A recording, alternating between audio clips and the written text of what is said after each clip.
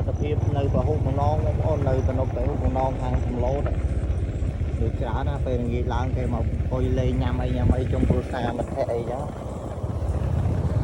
ក្រុមអញ្ចឹងទៅសុបាយបងប្អូនលើច្រើនណាថ្ងៃនេះអត់ភ្លៀងអញ្ចឹងមនុស្សមកតាមញ៉ាំក៏មានបងប្អូនមកលេងថតរូបលេងមកតានអញ្ចឹងសុបាយបរិយាកាសអូមានតែខ្លះមុជទឹកមុជអីអញ្ចឹងទៅមកឡានម៉ូតូឡានពេញតែហ្នឹងហ្នឹងបងប្អូនអើយសុបាយក្នុងទៅហុំណោនៅនេះបរិយាកាសល្អ